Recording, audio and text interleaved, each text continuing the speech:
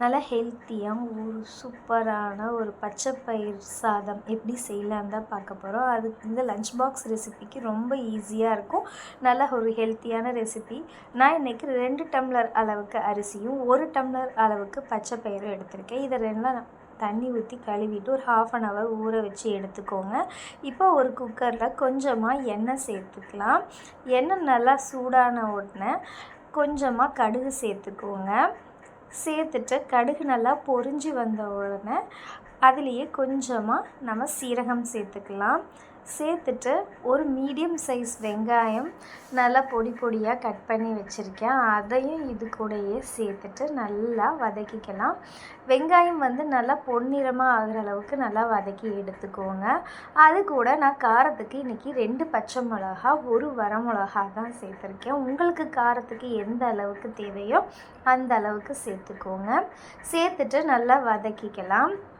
ஒரு 10 பல் பூண்டு நான் நல்லா நீல வாக்கில் கட் பண்ணி எடுத்துக்கிட்டேன். அதை இது கூட சேர்த்துட்டு நல்லா வதக்கிக்கோங்க. ஒரு மீடியம் சைஸ் தக்காளி நல்லா நீல வாக்கில் கட் பண்ணி இதில் சேர்த்துக்கலாம். நல்லா இதெல்லாம் சேர்த்து செய்யும் போது டேஸ்ட் ரொம்ப சூப்பராக இருக்கும். ஹெல்த்தியான ஒரு ரெசிபியும் கூட. இதெல்லாம் நல்லா வதங்கட்டும். இதில் நம்ம காரத்துக்கு இன்றைக்கி சாம்பார் தூள் தான் சேர்த்துறேன். வேறு எதுவும் நான் காரத்துக்கு சேர்த்தலை. உங்களுக்கு வேணும்னா கொஞ்சமாக மிளகாத்தூள் சேர்த்துக்கோங்க. ஆனால் இது மிளகாத்தூள் சேர்த்தாமே செஞ்சு பாருங்கள், டேஸ்ட் ரொம்ப நல்லாயிருக்கும். ஏன்னா சின்ன குழந்தைங்கள்லேருந்து எல்லோரும் சாப்பிட்றதுனால காரம் கொஞ்சம் கம்மியாகவே இருக்கட்டும். இப்போ தேவையான அளவுக்கு உப்பு சேர்த்து நல்லா மிக்ஸ் பண்ணி எடுத்துக்கோங்க. இந்த தக்காளி வெங்காயம்லாம் நல்லா வதங்கி வரட்டும். அதில் நல்லா வதங்கிடுச்சு. இப்போ நம்ம எடுத்து வச்சுருந்த அரிசியும் பச்சை பயிரும் நல்லா ஊறிடுச்சு. அதையும் இதோட சேர்த்துட்டு நல்லா ஒரு தடவை மிக்ஸ் பண்ணிக்கலாம். இப்போ நான் 2 டம்ளர் அளவுக்கு அரிசியும் 1 டம்ளர் பச்சை பயிர் எடுத்ததுனால நான் இன்றைக்கி 6 டம்ளர் தண்ணி சேர்த்துறேன். இது நம்ம பயிருக்கும் தண்ணி சேர்த்துடுமானா இல்லை. நான் இன்றைக்கி அரிசிக்கு 1 டம்ளருக்கு 3 டம்ளர் தண்ணி வச்சுருக்கேன். இதை நல்லா நம்ம ஒரு குக்கரில் மூடி போட்டு வச்சுட்டு உப்பு காரம்லாம் கரெக்டாக இருக்கான்னு பார்த்துட்டு மூடி போட்டு வச்சிடலாம்.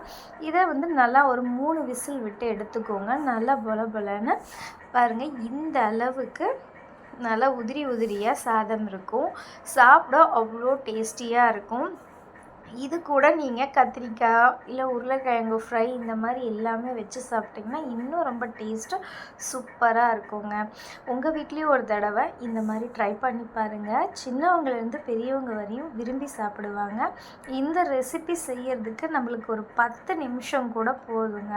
அவ்வளோதான், சட்டுன்னு செஞ்சிடலாம். டேஸ்ட் அவ்வளோ சூப்பராக இருக்கும். இந்த வீடியோ உங்களுக்கு பிடிச்சிருந்தா